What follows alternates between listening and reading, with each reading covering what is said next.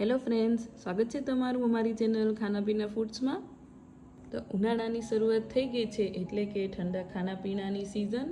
તો એમાંથી આજે આપણે બનાવીશું એકદમ બજારમાં મળે તેવું શ્રીખંડ। તો તેના માટે મેં અહીંયા 800 ગ્રામ જેટલું દહીં લીધું છે। દહીં આપણે અહીંયા મોડું જ લેવાનું છે।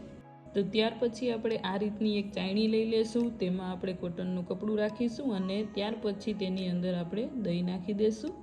અહીંયા આપણે એક વસ્તુનું ખાસ કરીને ધ્યાન રાખવાનું છે, દહીં મોડું જ લેવાનું છે। જો તમે ખાટું દહીં લેશો તો તેનાથી શ્રીખંડ સારું નહીં બને। ત્યાર પછી આપણે આ રીતે કપડાના બધા છેડા ભેગા કરી લેશું, જેથી કરીને તેનું પાણી બધું નીતરી જાય। તો ત્યાર પછી તેને આપણે આ રીતે રોલ કરીને તેની ઉપર કોઈ પણ જાતનો વજન રાખી દેશું, જેથી કરીને દહીંમાંથી પાણી જલ્દી છૂટું થઈ જાય। આ રીતે વજન રાખીને આપણે તેને 7 થી 8 કલાક સુધી મૂકી દેશું। 7 થી 8 કલાક જેટલો સમય થઈ ગયો છે। તો હવે આપણે તેને ચેક કરી લેશું। તમે જોઈ શકો છો બધું જ પાણી અલગ થઈ ગયું છે।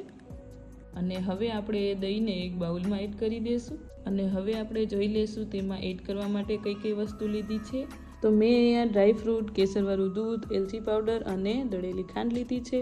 ત્યાર પછી આપણે તેમાં 2 થી 3 ચમચી જેટલી ખાંડ નાખીશું અને બધા ડ્રાયફ્રૂટ નાખી દઈશું અને એલચી પાવડર પણ નાખી દઈશું। હવે આપણે એ બધી વસ્તુને એકદમ સારી રીતે મિક્સ કરી લેશું। જો તમારે તૂટી ફૂટી કે એવું કંઈ નાખવું હોય તો તમે એ પણ એડ કરી શકો। બધી વસ્તુ એકદમ સારી રીતે મિક્સ થઈ જાય એટલે આપણે તેમાં કેસરવાળું દૂધ નાખી દઈશું અને ફરી આપણે તેને કેસરવાળું દૂધ અને બધી વસ્તુને મિક્સ કરી લેશું। બધી વસ્તુ મિક્સ થઈ જાય એટલે આપણે તેને ઠંડુ થવા માટે ફ્રીજમાં મૂકી દઈશું। 2 થી 3 કલાક જેટલો સમય થઈ ગયો છે। તો હવે આપણે તેને બહાર કાઢીને ચેક કરી લેશું।